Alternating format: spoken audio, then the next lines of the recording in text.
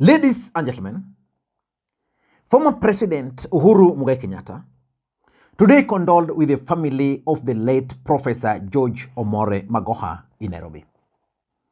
And I want us to do a critical analysis of President Uhuru Kenyatta's visit to the family.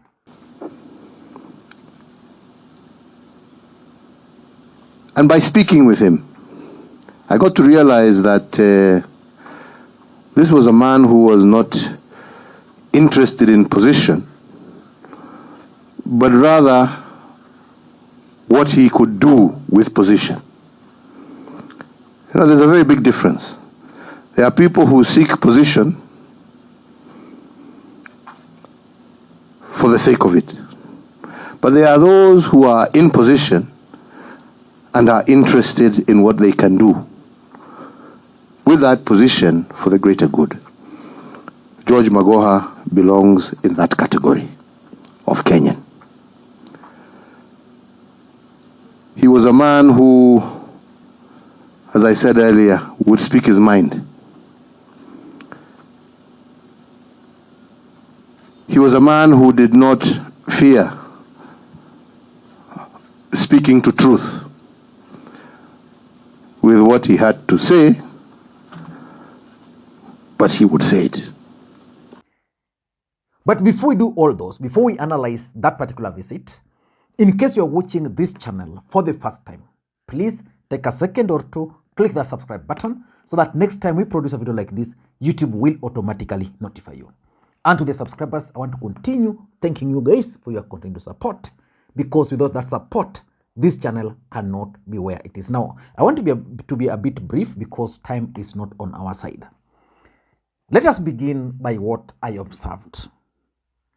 Uhuru Kenyatta's arrival at that home, you could smell power from far.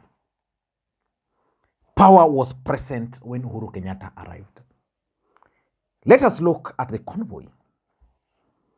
Uhuru Kenyatta was accompanied by several former cabinet secretaries, and I was shocked that Uhuru Kenyatta is still being secured, just like he was being secured before. I don't know, but I was shocked. The kind of security preserved for former head of states, but I was really shocked by the number of security men around the former president. The other thing which signified power is the team which Uhuru Kenyatta worked with.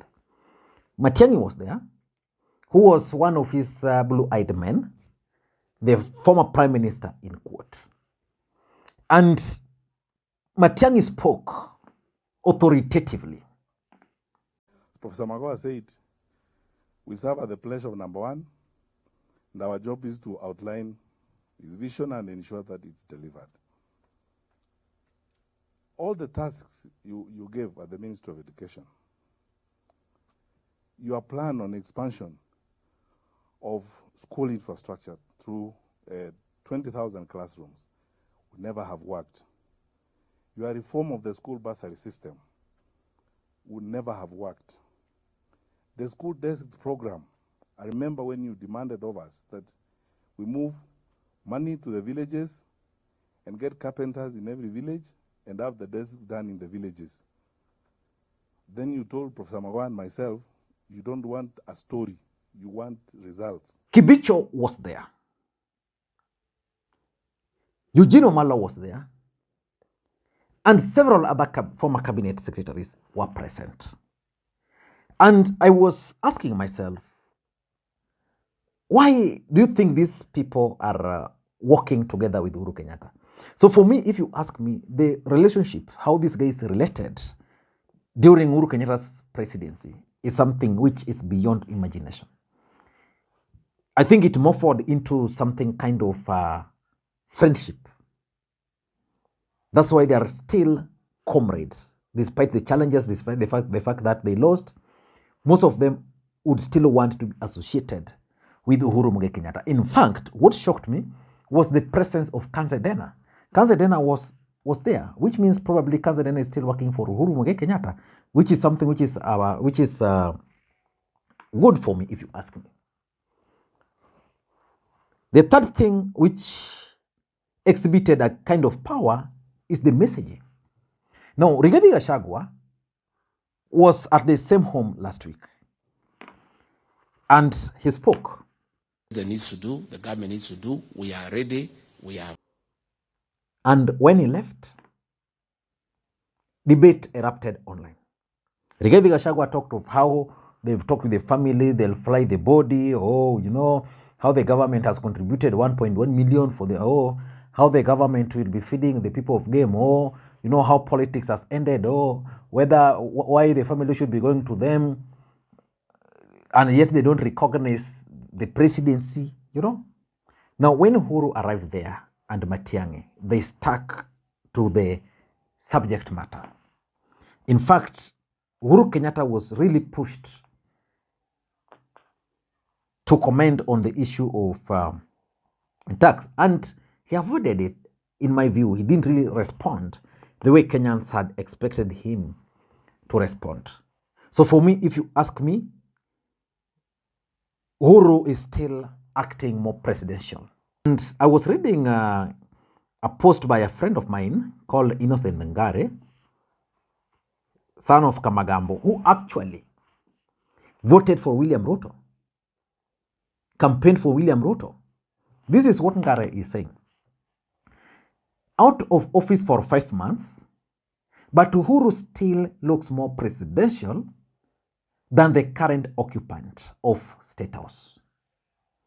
He still has the pose, command, and that air of I am in charge.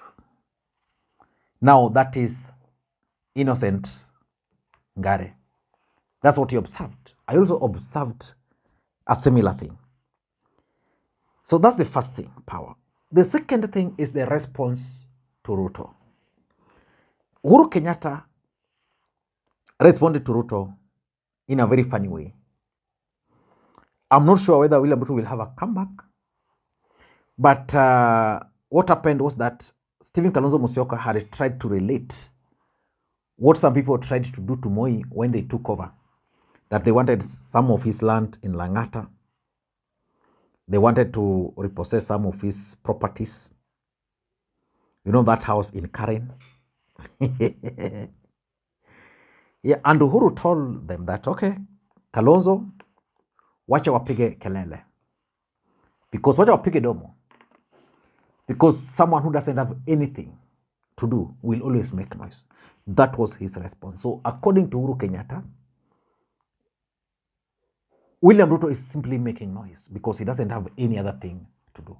And indeed, I can ask you, why is William Ruto making noise all over? He's the president of the Republic of Kenya.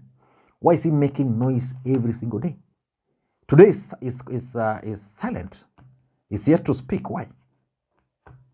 So for me, I think the response by Uhuru Kenyatta is the best so far.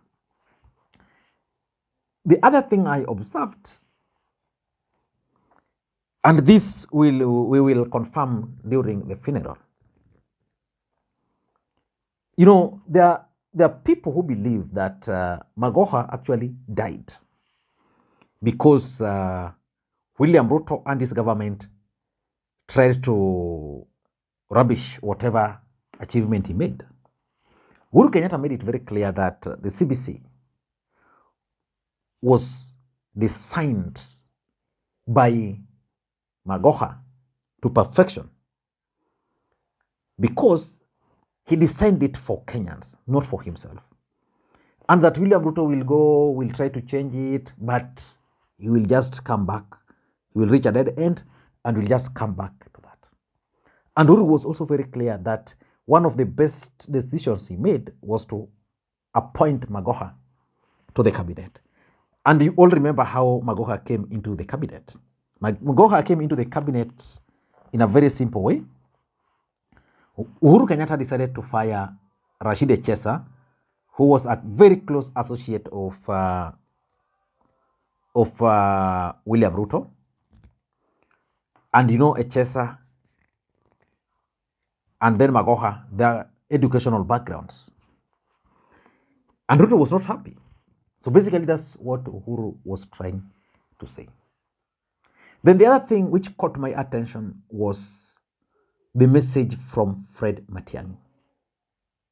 Fred Matiangi was very clear that stop daring us. You know, you took over leadership and we know what happened. So basically, Matiangi still believes that the elections were actually rigged and that they've given them space to do whatever they want. They don't want to interfere with them, but these people still keep on following them. And it's going to mark the end. They're not going to allow that to continue. So for me, I'm looking at it as a threat, so that in the next few weeks, probably Uhuru will start politics again. And lastly, the unity of the previous cabinet also came into display. You know, these guys were so united and they exhibited it today. In fact, I don't know whether William Ruto's cabinet will exhibit this kind of unity, but Uhuru Kenyatta's cabinet was really united. They were a unit, which confirms their loyalty to Uhuru Kenyatta. And that's why that MC, I don't know him, was very clear that Magoha used to tell them about the only thing he fears, God and the appointing authority. At some point, you also remember Matiangi talking of they only have one commander in chief. If the commander in chief says left, left. If he says right, right. So for me, those are some of the things I observed. But what caught my attention also was how the family received Uhuru Kenyatta. You see, the way the wife spoke for the first time, the way the son spoke. You know, I think there's just something about Uhuru and his team which came out.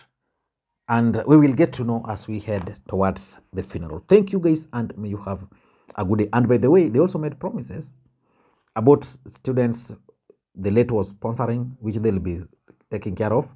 Remember, Uhuru had promised to do A, B, C, D. And of course, I know from the background, they're also doing that. And maybe they just didn't want to create conflict with the current regime. I don't know what you think, but that's my take. Thank you guys, and may you have a good day.